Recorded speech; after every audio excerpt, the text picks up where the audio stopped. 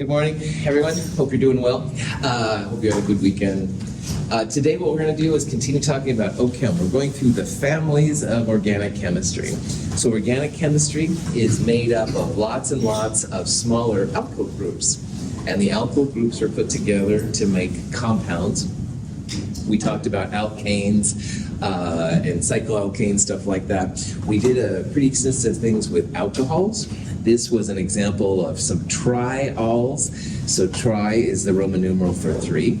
So 3 alcohol groups. So like this one right here has 1, 2, 3. It's a triol. Now there's 1, 2, 3, 4 carbons. If that was an alkane, it would be butane. And lowest numbers, longest chain is the mantras of naming things. So the alcohols are 1, 2, 3. That's where these numbers come from. Now you could call them 1, 2, 3, 4. You could call it 2, 3, 4. 1, 2, 3s are always the numbers you use. And this is an octane, and you have different numbers, but again, try to have the longest numbers. Now on Friday we left off with another group that is similar called an ether. An ether is different from an alcohol. Ethers and alcohols both have oxygens with 2 bonds, but the alcohols have an oxygen connected to a hydrogen. Ethers are in the middle of 2 alkyl groups. So notice that the oxygens don't have any hydrogens. That's the difference between an ether and an alcohol. And believe it or not, there's quite a bit of difference between these. The formulas, the generic formulas, are the same. Ethers and alcohols are isomers of each other. So for example, if you had this O right there and a hydrogen off and the hydrogen carbons were connected, you would have 1 butanol. However, or buten-1-ol is the new way. However, this is an ether, and the properties of ethers are quite different, as we're going to see. This is by far the most common ether. The common name is diethyl ether. That's what I've always referred to it as. Diethyl ether is a controlled substance. Thank you, meth dealers of America.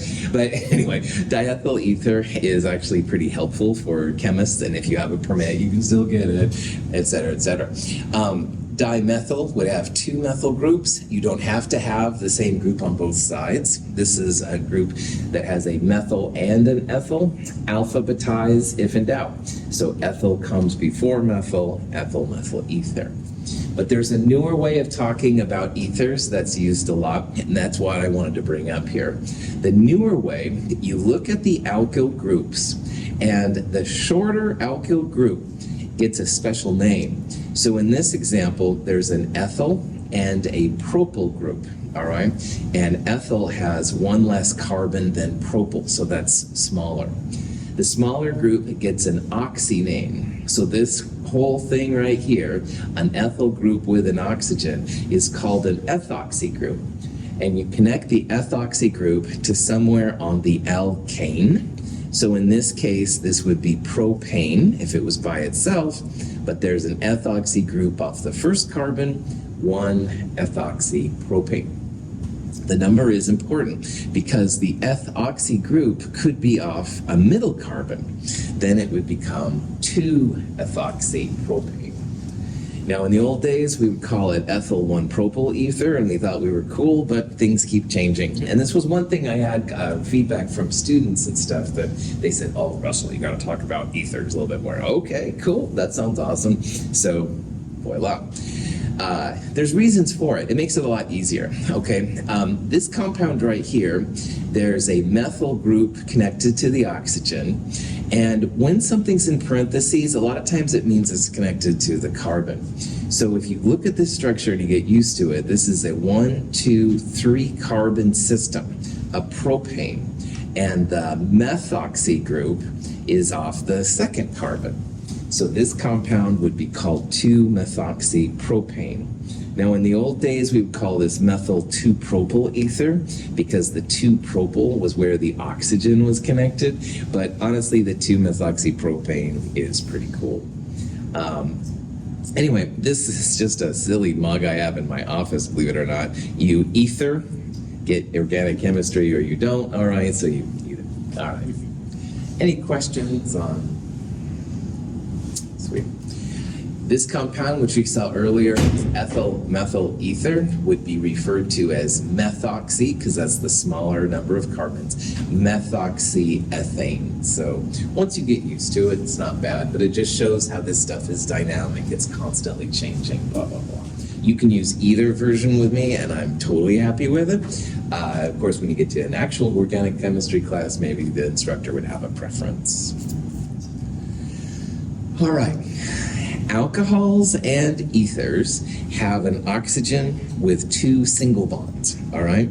And as we talked about with the Lewis structures, Vesper, formal charges, blah, blah, blah, oxygen is happy, i.e. formal charge of 0, when the oxygen has 2 bonds and 2 lone pairs. So alcohols had a single bond O, single bond H, and ethers had alkyl groups, single bond oxygen, single bond alkyl group. The next groups we're going to look at have what's called a carbonyl, because carbon is also happy when it has a double bond and 2 lone pairs. Formal charges are all 0, stuff like that. And these are actually pretty common. So a carbonyl in organic chemistry is just a fancy name for a carbon-oxygen double bond in the middle of something else. Now, if your carbon-oxygen double bond, if your carbonyl has alkyl groups on both sides, so like here's a CH3, here's a 1, 2, 3, here's a propyl group. If you have alkyl groups on both sides, if you have carbon on both sides of the carbonyl, you have what's called a ketone. And ketones are kind of interesting stuff. Now, ketones, the name, you change the alkane name to an O-N-E. So, for example, this compound right here, 1, 2, 3, 4, if it was an alkane, we would call it butane. But because it's a ketone, we take off the E and add an O-N-E to the end. So butanone is the name. This compound, 1, 2, 3, 4, 5 carbons, pentane. C double bond O has a carbon on both sides to it, so it's a ketone. We'll call this 2-pentanone. And why we need the number here is there's a choice. You could have the carbonyl in the middle. That would be 3-pentanone, excuse me. Now here you don't need a number because a carbonyl, you could put it right here and it would be a ketone, but that's the same structure. It's just a thing you rotate around and it would be the same. And we're also going to see that if you put the C double bond O on the end, it's something else. And we'll talk about that here in a little bit. But the most common of all the ketones is propanone. Propanone is a 3-carbon system. There's a double bond O off the middle carbon. And propanone is super, super common. Some of you might use acetone. Looking at Clifford, maybe. Do you use in your clinic? Yes. Yeah, okay, that's what I thought. Or Kaylin, I don't know. But yeah, acetone is used for a lot of things. It can be used to remove fingernail polish, and you look at my hands, I don't know anything about that, but anyway, I know it is. Acetone is also a great solvent. One time I spilled super glue on this place I shouldn't have, and woohoo, dabbed some acetone on it, took it right off. So acetone is a really pretty cool solvent, all right? We use it once in a while in lab. I don't remember if we've used it so far, but we will use it and stuff eventually. Acetone is the common name, while propanone is the official name. Just like water is the common name, dihydrogen monoxide is the fancy name.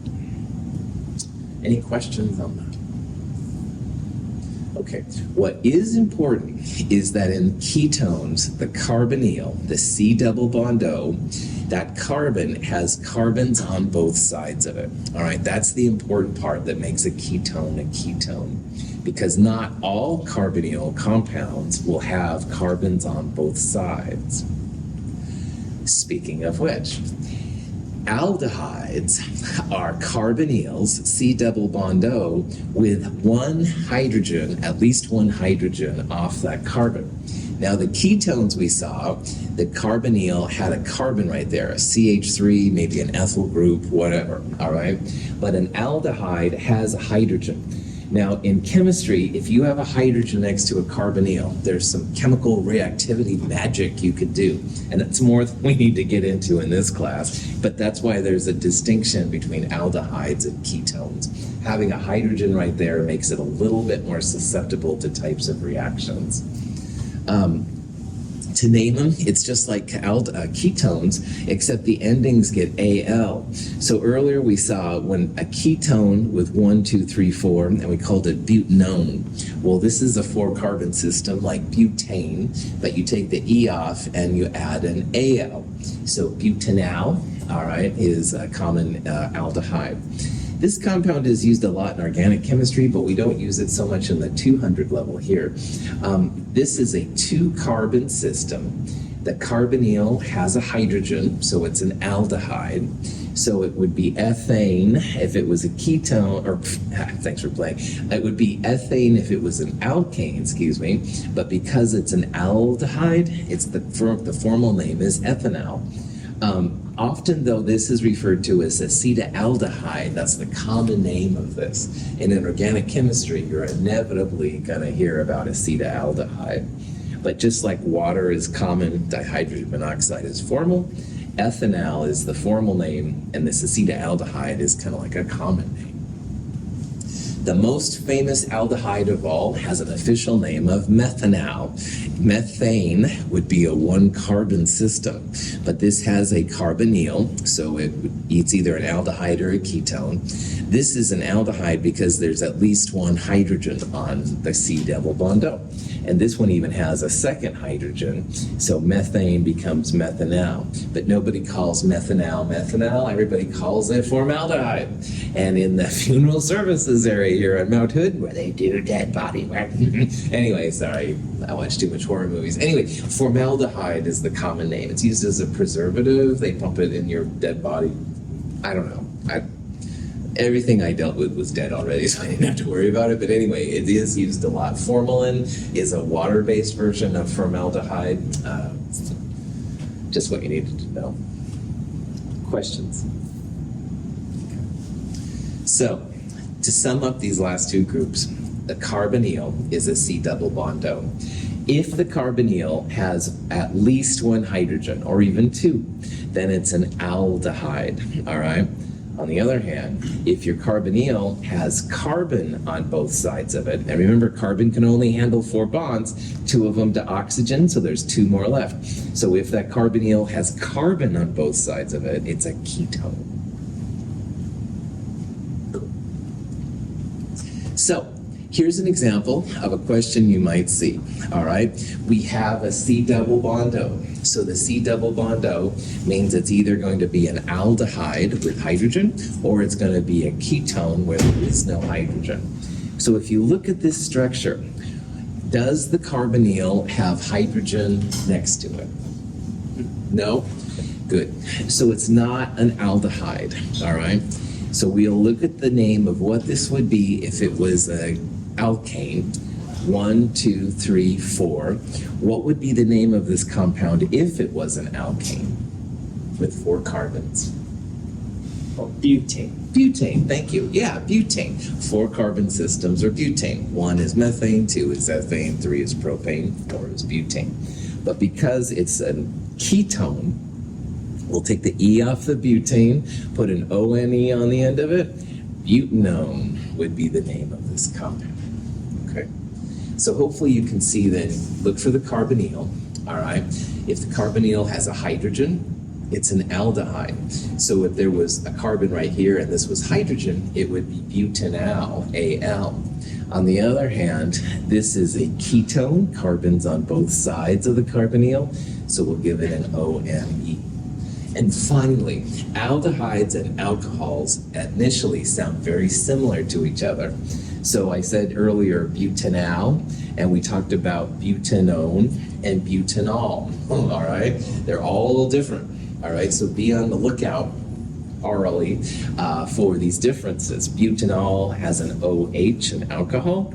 Butanal has a C double bond O with a hydrogen next to it. Butanone, carbons on both sides of the carbon. Any questions?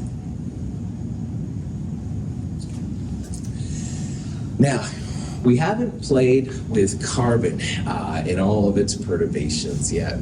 We talked about alkanes and cycloalkanes for that matter, and all the alkanes and cycloalkanes sp3. So if you have an sp3 anything, what's the electron pair geometry around something that's sp3? Tetra, that's right, tetrahedral, all right? Well, carbon doesn't always have to have tetrahedral sp3 geometries. And one kind of group that I always used to like a little bit is called an alkyne. Now, an alkyne is a name for a compound where there's a carbon-carbon triple bond. You might have just one, that's most common, but you can't have more. But you're at least going to have one triple bond. Now, earlier I said how alkanes are basically fuels, all right? You light them on fire and they do a good job of that, but that's really about it. An alkyne with this triple bond, you have all kinds of possibilities for reactivity. So that's why alkynes get this special name to them. It's the triple bond which does it. Everything else, whatever. Naming these isn't too bad. You think about what the compound would be if it was an alkane, but you change the ane to a yne. And you want to put a number where the triple bond begins. So let's look at these two examples right here. These are both hexynes, which means 6 carbons. So if you count up 1, 2, 3, 4, 5, 6. Remember, the vertices are carbons. Carbon always wants to have 4, et cetera, et cetera. This is the same thing. 1, 2, 3, 4, 5, 6. So they're both hexynes. Hex for 6 carbons. Yne because they have triple bonds. But this one, the triple bond begins at the second carbon. And yeah, you can count that way, don't do that. Its triple bond begins at the second carbon here, and regardless of which way you count this one, 1, 2, 3, 1, 2, 3, this one begins at the third carbon. So that's why those numbers are there. All right, it says where the triple bond begins. This is 2-pentyne, 1, 2, 3, 4, 5 carbons total, like pentane. But again, that triple bond, pretty important and stuff, so they put it with a number. Cool. Notice the geometry change, all right? These are literally linear, all right? And if you remember, triple bonds have a pi bond above and below the central axis, and they also have a triple bond to the left and the right, the 2 types of bread and stuff. I think I brought cheese delivered down to the front and stuff, and anyway, which I appreciate once again, but this is what's happening with these triple bonds. So a lot of electron density and a lot of potential for reactions. The most common ethyne by far, the most common alkyne, by far is ethyne. Now, ethyne is a 2-carbon system. Ethane would be 2 carbons, and ethyne is 2 carbons. But nobody calls ethyne ethyne. Everybody almost calls it acetylene. And a torch, which is an acetylene torch, is an example of this. If you have a HC triple bond CH, a lot of energy in that triple bond. You light it up a little bit, and oh yeah, you can start doing all the cool things that welders do. So, any questions? Cool. So we've seen tetrahedral carbon, the alkanes. We've seen the sp linear carbons, triple bonds, which are the alkynes. The one that's left here is to talk about when we have double bonds, and those are called alkenes. Now again, let's just focus on listening to the names a little bit. Alkane, sp3. Alkyne, sp linear triple bonds. Alkenes, double bonds, sp2. So like I said, when I went into organic, I was kind of blown away by all these names. And I thought, oh, the instructor was just, had a weird accent and stuff. No. The instructor knew what they were talking about, and I didn't know what I was doing. So that's why I'm making such a big deal in this chapter. All right, triple bond, or thanks for playing. Double bonds, no big deal. Double bonds are just sp2. You have a trigonal planar geometry. This one right here is the simplest of all the double bond systems. Ethene is the official name. So ethane would be a CH3 with a single bond, an alkane. But because it's a double bond in there, you change the ane to ene. So this is ethene. Now, ethene is somewhat used, but ethylene is used a lot. Ethylene is what keeps our bananas fresh as they're shipped up from Central America. The ethene keeps over the bananas apparently, and keeps them green, so when they get on the market, then here in good old Portland, Oregon, which is way too cold right now, then they look fresh and stuff, so ethene. Anyway, neither here nor there. All kinds of examples. If there's a choice where the double bond, put a number in the name, there we go, as to where the double bond starts. So this particular one right here, 1, 2, 3, 4, that's a butene, but the double bond starts at the first carbon.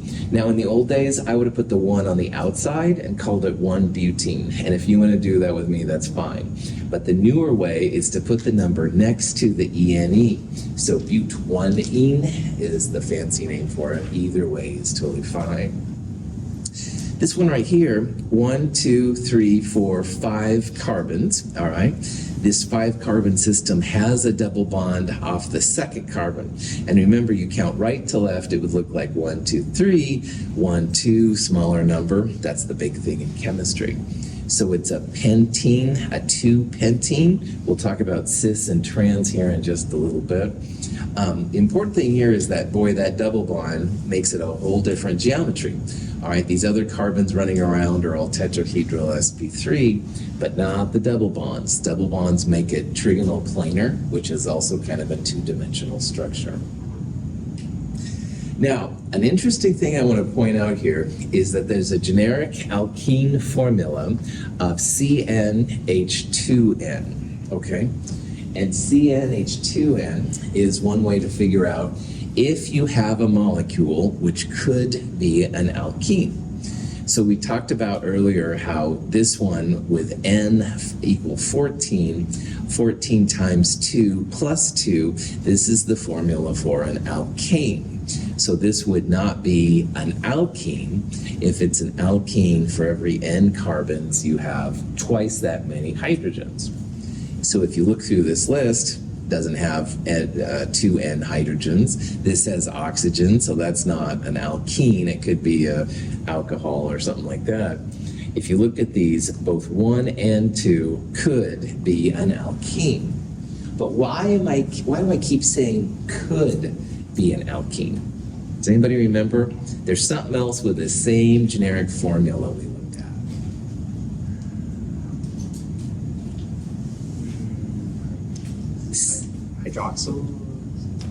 Hydroxyls would be oxygen-hydrogen containing species and stuff like that. Cycloalkanes are when you take alkanes and you connect the ends of them. So that's CnH2n plus 2 for regular alkanes. You lose 2 hydrogens. Cycloalkanes are also CnH2n. So both of these have the N2N formula. And this one, as we talked about, definitely could be a cycloalkane. You could have 5 carbons in a row. This one's not going to be a cycloalkane. You can't make a circle out of just 2 carbons. So just be aware that alkenes and cycloalkanes have the same generic structure, which can be kind of weird. So, cool. Now, cis and trans are fancy names that are given for some of the isomers with double bonds, and they're very, very important. The reactivity differences between cis and trans is usually enough to make quite the differences. And I've told some of this to you already, but in the Oregon area, it used to be there were a lot of foods with trans fats in them, and it would say contains trans fats and blah, blah, blah. All right, and trans fats apparently now have been banned, although I wonder how efficient it is, but that's another story. But anyway, trans fats had this kind of orientation. If you hear about trans, there's usually a double bond involved, and the double bonds will have at least 2 pieces that are the same around the carbons. And the 2 pieces are opposite carbons, but one is like up and one is like down. So trans means literally opposite carbons and opposite sides. One up, one down, opposite carbons. Cis is also possible. Well, here's an example of the same molecule with two methyl groups, opposite carbons, but the same side, all right? And in my model here, I put both CH3s on the top. You could have just as well had both CH3s on the bottom. Cis and trans, different reactivities. If you have carbons which are opposite carbons, but one's up and one's down, some of the polarity is canceled out. So trans is less polar than cis. Cis is more polar, and the reactivity differences can be quite pronounced. So trans fats caused our bodies to make cancer and stuff like that, supposedly. Cis fats apparently gel with our biochemical structures better, and they didn't cause cancer. Go figure. So anyway, cis and trans is very common when you have double bonds. This is an example of a 2-butene. So butene is an alkene. But means 1, 2, 3, 4 carbons, all right? And if it was an alkane, we'd call it butane. But because of that double bond, we're gonna call it butene. The double bond on both of these begins at the second carbon. Now in the old days, I would have called it a 2-butene. The newer way, but-2-ene. Either way is fine. But cis and trans is so important that we want to put it in if it's possible, and you put it in at the beginning of the structure.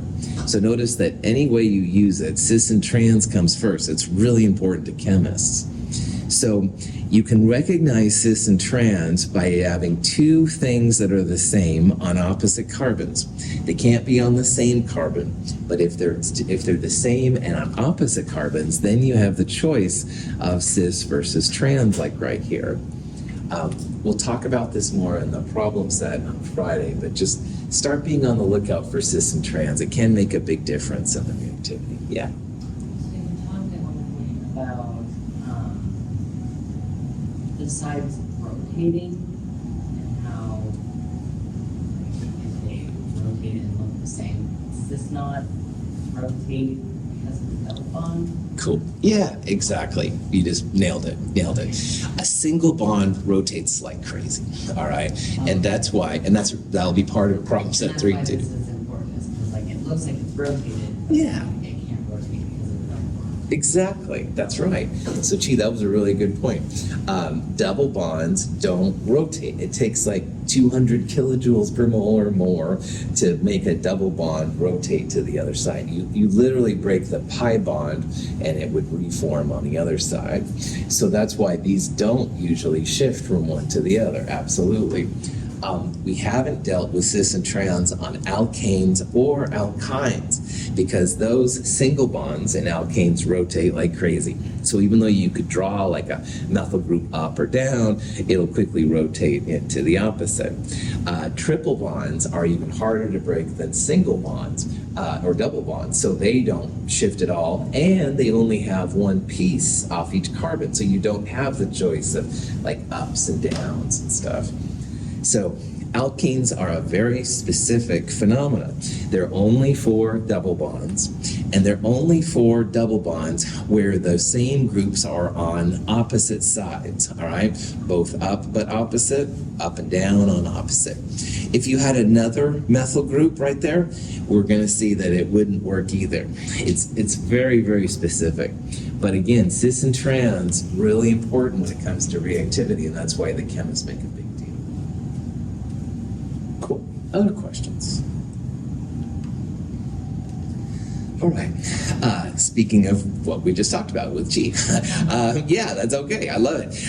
You can make cis go into trans into cis, making the isomers change, but it's very, very high energy. All right, and it doesn't happen by default. Here it says 240. I said 200 earlier. Woohoo! 240, even better. Breaking that bread over the sandwich, pretty tough. All right, and you literally do have to break it, and it reforms, and the bond reforms. So it's kind of an unusual process.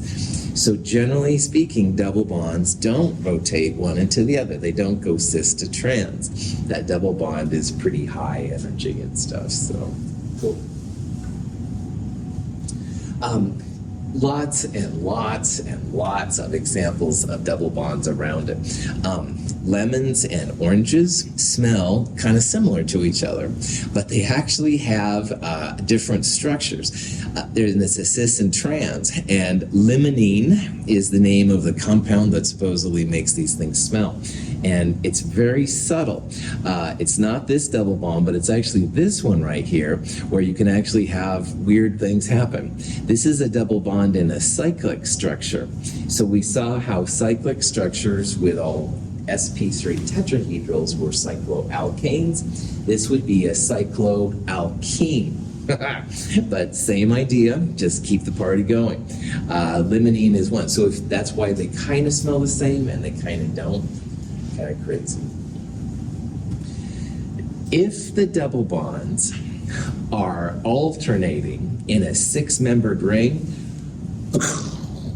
something kind of special happens. Now, my sound effects and enthusiasm, you might think at first is juvenile, and basically my teaching style is juvenile, let's be honest. However, there is something really cool about having a ring system with alternating double, single, double, single, double, single bonds.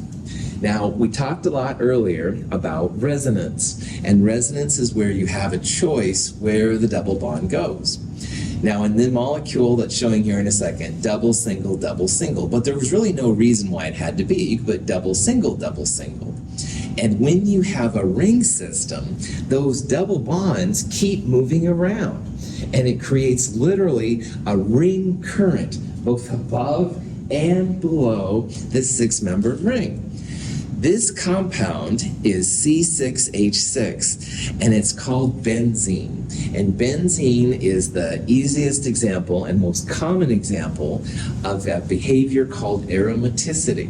And aromatic compounds have this ring of electric current that happens because you don't have double singles. The double bonds are rotating around. You have 1.5 bonds, and the reactivity of aromatic compounds with this ring current phenomena are just quite different than if you had just a normal double bond. So the simplest of all these compounds that has this aromatic quality, which is the ring current that goes around, is called benzene. It's got a very simple structure, C6H6. And of all the molecules I've shown so far, this was one of the toughest molecules for chemists to figure out what was going on, because no one could figure out how C6H6 fit in a structure. And a guy named Cooley, who you can read about, maybe you've heard about, supposedly had a dream. And it was about a tiger chasing its tail or something like that. And anyway, in his dream, the idea of this alternating double single resonance thing came to him. And he was like, whoa. And it turns out it was right. Now there's questions if he really had the dream or maybe he was on some other kind of chemical. That's another whole story. But anyway, at least you get the idea. Aromatics are kind of cool. Now, check this structure out. It's flat. All right, it's literally 2-dimensional, and that's because above and below, it's like a fancy kind of bread. But this bread is a circle that goes around and around and around, and pi bonds are always above and below. So you've got a circle above and a circle below. And the reactivity is really interesting.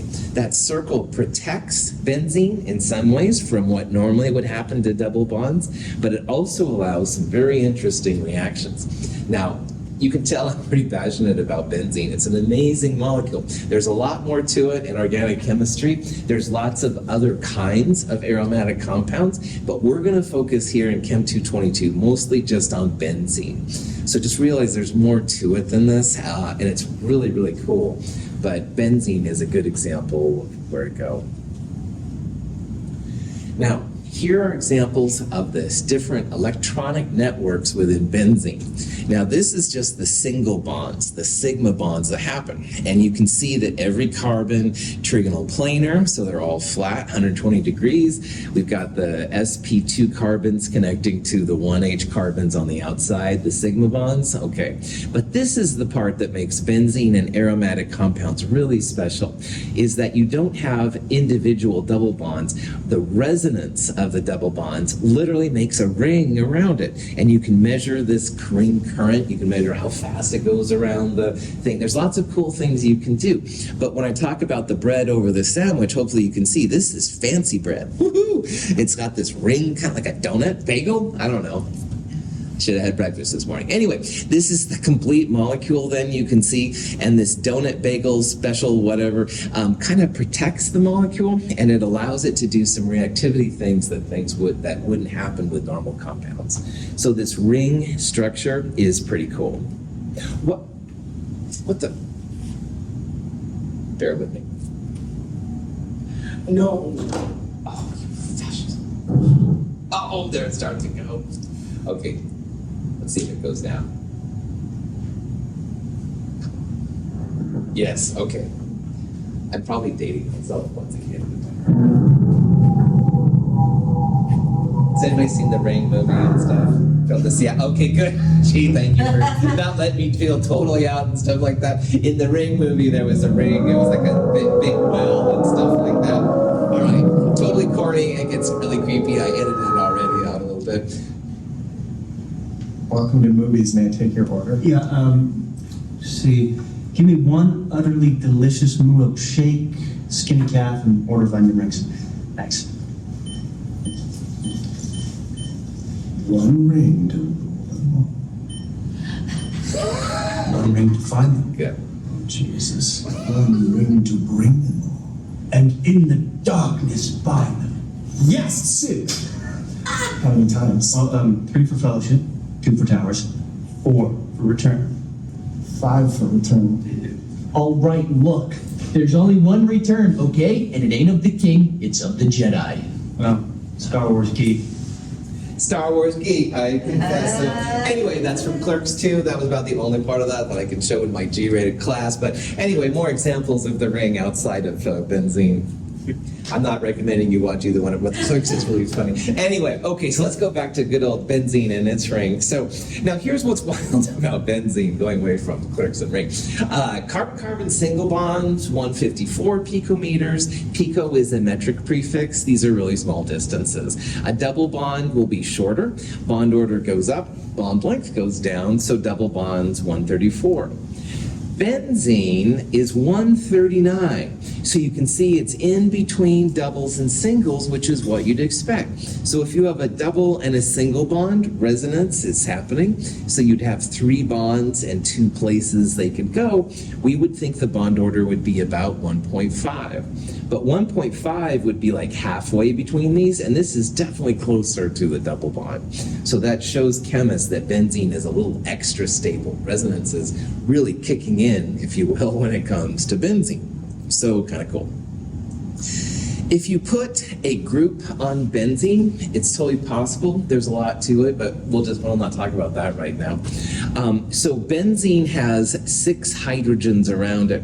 And if you take off one of those hydrogens and put a methyl group on, it becomes officially methylbenzene. But hardly anybody calls it methylbenzene. Almost everybody calls it toluene. Now, in addition to watching bad movies about the Ring and Star Wars geeks, I also watch Cops a lot, all right, which I know is like bad probably now. But anyway, a lot of times in Cop, they're busting these people and they have paint around their face. And I'm like, what's going on? Well, apparently they spray paint into a paper bag and inhale it and stuff, and the spray paint makes it crazy. So I looked into this more. Well, it turns out toluene is what they're getting high off of. And I was amazed by this because I've used a gazillion amount of toluene in my time. You know, it hasn't affected me, right? But anyway, very dangerous stuff, man. Be very careful around toluene. Toluene, you can still buy at Fred Meyer's and Home Depot and stuff like that. So it's pretty common. So anyway, methylbenzene, toluene. Ethylbenzene would just have an ethyl group on it. This is a nitro group, NO2. Nitrobenzene is actually pretty common. Bromobenzene would be a bromine off of it. We won't talk about this kind of compound too much, but it's called phenol. Phenols are actually somewhat common. It's an alcohol group right there. Benzoic acid is an example of a carboxylic acid. We'll see that in a little bit. But benzene is not limited to just one ring either. You can have like 2 rings together to make naphthalene. So there's lots and lots and lots of stuff you can do with benzene. Toluene is probably the most important. Now, I used to use, as I said, toluene and benzene by itself a lot. Benzene is now seen as a carcinogenic compound, causes cancer. Oh well, still here. Woohoo! So I'll keep doing my vitamins and stuff. But anyway, benzene, toluene stuff, I have used them a lot. Just make sure if you use them, it's in well-ventilated areas. Cool. You can have more than one of the same type of group on a benzene ring. So remember that benzene has a total of 6 places around it you could potentially put things. You can have 2 chlorines on a benzene, which is cool. This is an example of what's called a 1,2 dichlorobenzene. You always start whatever smallest number. These are right next to each other, so 1, 2. But you could also have a 1, 3 or a 1, 4. It might be tempting to think you could have a 1, 5, but if you number from the other direction, 1, 5 would also be 1, 2, 3, would also be 1, 3. All right. So if you have di substituted, you have 1, 2, 1, 3, and 1, 4. These are actually pretty common. And in the old school way of naming these, even before I did it, they used to call them ortho, meta, and para. And a lot of times you'll still see O, M, and P. So that means ortho, meta, and para. And you should probably know it. This is old school. It's being phased out, but it's a slow phase out. So ortho would be the same as 1, 2. Para would be the same as 1, 4, stuff like that. I'd highly prefer that you use the numbering system. Try to stay away from ortho, meta, para, but I also think you should know it because it is still being used. A lot of pharmaceuticals you'll get from the pharmacy will have little O, M's, and P's, and that just refers to somewhere on a benzene ring, you're going to have 2 the same. All right. Okay. There are 2 more groups we need to be introduced to that are important. And they represent some of the most common acids and bases in organic chemistry. Now, acids and bases in Chem 221, we looked at some of the real strong ones like hydrochloric acid, sodium hydroxide, and you don't want to mess with those big time. But carboxylic acids are great examples of weak acids. And I would wager that a lot of you have had a carboxylic acid in some of your breakfast food. Woo-hoo! Now, don't start throwing up anything because this is normal in our foods to have weak acids, all right? Our bodies are actually used to eating things which are very slightly acidic. Not like hydrochloric acid acidic, unless you like those really strong jalapenos or something, but these are weaker acids. And believe it or not, our bodies are really used to these. Now, a carboxylic acid is a carbonyl, a C double bond O group we saw earlier, with an OH off the end of it. So OH was the thing we saw with alcohols. C double bond O we saw with aldehydes and ketones. And if you put those both together, you end up with a carboxylic acid. So it's not an aldehyde, ketone, or alcohol. These are another whole group, and they're actually very common, and that's why we're talking about it. Methanoic acid is somewhat common. Methanoic acid would be methane if it was an alkane, 1 carbon. But this carbon has a double bond O, a carbonyl, and an OH. That's why it's a carboxylic acid. Formic acid is the common name. Methanoic acid would be another name. The carboxylic acid on these is always position number 1. There's a lot of reactivity you can get out of these. So this crazy thing has 6 carbons total. This is a carbon, carbon, 3 carbons, carbon. So 6 carbons. Don't call them 6-hexanoic acid or whatever. The oic acid means that carbon right there, that's carbon number 1. All right? There's a lot of reactivity you can pull out of these things. On this compound, longest chain 1, 2, 3, 4, that's a butane, butanoic acid. The methyl group is, of course, not on that longest chain. This is the first position, so this would be a 2-methyl butanoic acid. All right? Propanoic acid, et cetera, et cetera. So again, these are acids, but none of them would sting if you touched them, all right? Most of these are things that you can consume pretty readily. And a great example of that is this one right here. Now, benzoic acid is a compound we'll look at in Chem 223. It's a great weak acid, we'll see. But anyway, this is it's a carbonyl, C double bond O with an OH on it. So it is a carboxylic acid, but it's next to benzene. And so this compound is benzoic acid. This is the acidic hydrogen. The hydrogen with the single bond O right there, that's the one that's going to leave. When this hydrogen leaves, this becomes negative, and this negative and this double bond can resonate. So resonance makes this an easier hydrogen to lose. These hydrogens aren't acidic at all, to any of my understandings anyway, but this one, you can absolutely have it leave. So over here, this is acetic acid, which is the common name for a 2-carbon system, ethanoic acid, but this would be the acidic part right there. Vinegar is essentially acetic acid. It's acetic acid with spices and diluted in water and stuff like that. But vinegar is something that a lot of us use a lot, and that is just another form of a carboxylic acid. Cool. Acetic acid or ethanoic acid, same thing. Ethanoic would be the most common. Any questions? Okay. Well, if there's a yin, there's a yang. Oops, let's talk about more carboxylic acids. Formic acids, funky things. Aspirin has a carboxylic acid. That's right, I forgot I was going to tell you that. Acetylsalicylic acid is the fancy name for aspirin, all right? This C double bond O has an OH right there. This is the acidic part, and it makes it go in our bodies easier. This is a C double bond O with an O, but there's not a hydrogen right there. This is another beast that I'll talk about here real briefly, but you don't need to know. Formic acid is what gives ants the ant sting. So,